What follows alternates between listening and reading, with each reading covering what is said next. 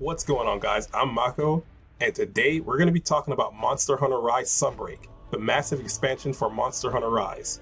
We see some pretty cool stuff like new monsters, a new switch skill swap mechanic, and companions that can join us on some of our hunts. So without further ado, let's get into it. In Monster Hunter Rise Sunbreak, we'll be seeing a return of some familiar monsters. We have Seregios making a return from Monster Hunter 4 Ultimate, Aurora Somnicanth, a variant of the Somnicanth in Monster Hunter Rise, and Magma Almudron, a variant of Almudron also from Monster Hunter Rise. This one, as the name states, uses magma and fire attacks. They also added more powerful rank versions of the monsters that appeared in Monster Hunter Rise. And we finally see Sunbreak's flagship monster, Malzeno, in action. Malzeno is basically like a dragon mixed with a vampire, and its attacks make that more apparent as it has the ability to consume the life force of its prey. Malzeno can also inflict the Blood Blight status, which causes the hunter to enter a battle of life force with it, which they must overcome to survive. If Malzeno succeeds in absorbing the hunter's life force, it's able to evolve into an even more powerful form. I really like the concept of Malzeno. As someone who's a fan of both vampires and dragons, I'm looking forward to seeing Malzeno in all its grandeur. I'm always amazed at how unique the monsters are in the Monster Hunter series.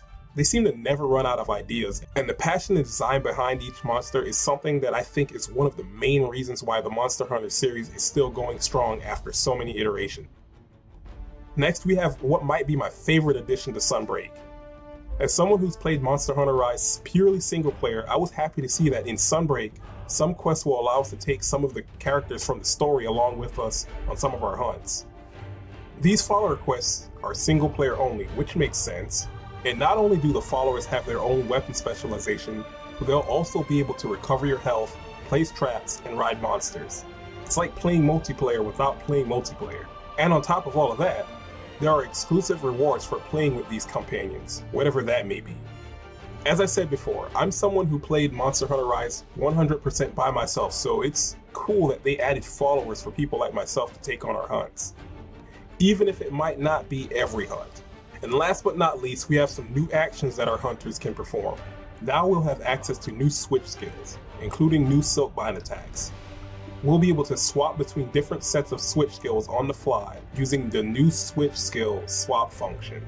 After registering 2 loadouts in advance, we'll be able to switch between the 2 during hunts. And to aid in that, we have the new swap evade, which allows us to reposition while we swap our sets.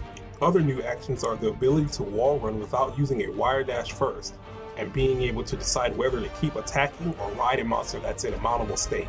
And there are even more tweaks that we'll learn about at a later date. Overall, I'm liking everything that they've shown for Sunbreak. As someone who really enjoyed Monster Hunter Rise, I've been looking forward to this expansion like many of you, I imagine. And we don't have too much longer to wait either, with it being released on the 30th of June. I really like the companion thing, and the skill swap is going to be cool. And I can't wait to fight Malzeno. I really like its design, and based on that alone, it might end up being up there as one of my favorite monsters. But what do you guys think? Do you like any of the new things being added to Sunbreak? Is there anything that you would like to be added? Let me know down in the comments. Thanks for watching the video, and I hope to see you all in the next one. But until then, take care.